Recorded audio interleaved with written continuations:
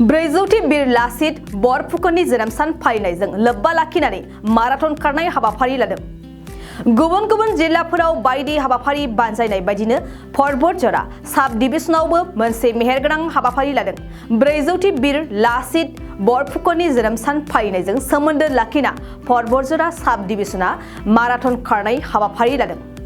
दिनै फुंबिलिनि समाव बे हाबाफारिखौ लानाय जायो। परबर जरानि दुलिगाव कमिउनिटि हलनिफ्राय टिपकाय वाच पस्टसिम बे माराथन खारनाया जायो। बे माराथन खारनायावनो गोबां लाइमोनफोरखौ बाहागो लानायखौ नुनो मोन्दों। माराथन खारनाय हाबाफारिखौनो बेखेवनानै होफैयो बग्रिबारि चार्केल मावख'नि मावख'गिरि देबजित गगैया। मख'नो गोनांदि बे माराथन खारनाय हाबाफारियाव देरहासार जानाय सेथि मासि लानाय बिजाथिनो ट्रफिजों लोगोसे 1000 रां बान्थाबो होनाय जायो।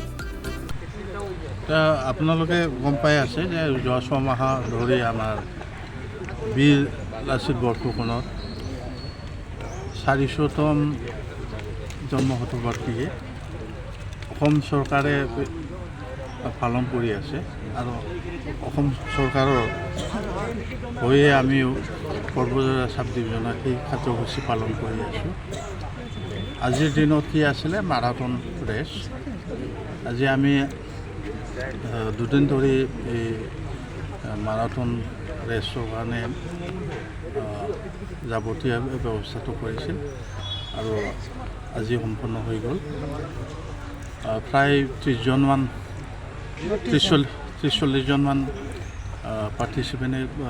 পাৰ্টিচিপেট কৰিছিল আৰু ভাল কথা যে প্ৰায় ল'ৰাবিলাক ফিনিচিং পইণ্টলৈ আহিব পাৰিছে। আমাৰ ষ্টাৰ্টিং পইণ্ট আছিলে দুলিগাঁও কমিউনিটি হল আৰু ইয়াত বাছবাৰী আউটপোষ্টত দেখি দৌৰটো হৈছিল 5 কিলোমিটাৰমান হ'ব আৰু ইয়াৰ লগতে কালি আমাৰ কি আছিলে ছ'চিয়েল ছাৰ্ভিচ আছিল। আমি দেৱীতলা আৰু কাজিগাঁও বজাৰত ভাল ছ'চিয়েল ছাৰ্ভিচ কৰিলোঁ। ক্লিনিং কাম কৰা হ'ল তাতে। এছে ৰাইটিং আৰু কুইজ কম্পিটিশ্যন হ'ব। আজি আবেলিত আকৌ চাইকেল ৰেলী আছে। এইটো ৰূপসী এয়াৰপৰ্টৰ ৰাস্তাৰ পৰা বাছবাৰী বজাৰলৈ যাব।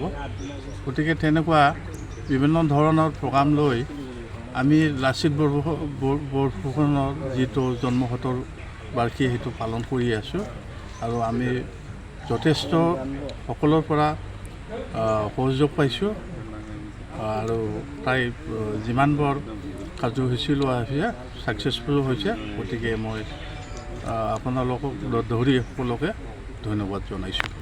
Thank you. दिनैहाय माने वीर लाचित दिवसनि उपलक्षे आसाम सरकार मोनसे थिरांथा लादों माने गभर्नमेन्ट प्रग्राम। दिनैहाय नैबे फुंनि बेला 8टानिफ्राय जागायनानै मोनसे खारनाय माराथन खारनाय हाबाफारि लादों। दा बेजों बेखौनो फोरमायनो सानदों जे जोंनि जेनाखि बाहेरा सक्ति बे सक्तिखौ जाहाथे दमन खालामनानै जोंनि देशखौ रैखा खालामबोनाय जायो। लाचित बरफुकन बिथांनि स्मृति हिसाबै जाहाथे जोङो इयुनाव जोंनि देशखौ बिथांबायदि जाहाथे जोङो बासायलांनो हायो बेखौनो लोब्बा लाखिनानै माखासे हाबाफारिखौ लानाय जादों। दा बेनि लेखायै दिनैहाय बे रेसखौ लाबाय। दा बेलासियावहाय साइकेल रेलि दं रূपसिनिफ्राय बासबारिसिम बेफोर माखासे प्रग्राम लानाय जादों। दा नैबे हाबाफारिया सानबेसे जागोन? बेयो गभर्नमेन्ट प्रग्राम खैदिन 17निफ्राय 24 कन्टिनिउ जागोन। ओरैनोथ' 6 मासनिफ्रायनो बे हाबाफारिखौ लाबाय थानाय जादों। दा नैबे 24 तारिखसिमहाय लादोंमोन। बेवहाय बिभिन्न धरननि प्रग्राम लानाय जादों। माने पयट्रि माबा लिरनाय बा एसे लिरनाय बे रोखोम बिभिन्न धरननि हाबाफारि लानाय जादों। बेखौ माने सुबुंनि गेजेरावहाय बेखौ मेसेज होनो हायो जे बे लाचित बरफुकननि मुङाव जाहाथे जोङो सुबुंनि गेजेराव बेखौहाय मेसेज होनो हायो बे हाबाफारिखौ लानाय।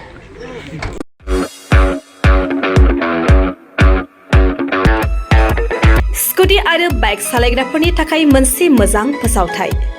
चिरांनि काजलगावआव पेट्रल पाम्पनि साखाथियाव थानाय MMH अट' हन्डा श'रुमा नोंथांमोननि थाखाय स्कुटि आरो बाइकखौ खम डाउन पेमेन्टआवनो होनायजों लोगोसे मोजां अफार लानानै फैदों। नोंथांमोना बे श'रुमनिफ्राय स्कुटि आरो बाइकखौ खम डाउन पेमेन्टआवनो मोननायजों लोगोसे बेसेन नाङाजासे गंनै हेलमेट गांसे ब्लेंकेट नोगोद 500 रांनि खाबुखौबो मोनफागोन।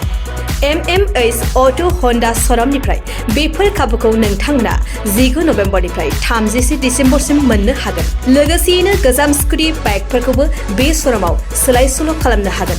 नोंथांमोना MMH अट' हन्डा श'रुमाव स्कुटि आरो बाइकखौ बायनो गोसो दङब्ला नैबे मबाइल नम्बर 8720957824 एबा 6001916155 आव थोंजों फोनांजाब खालामनो हागोन।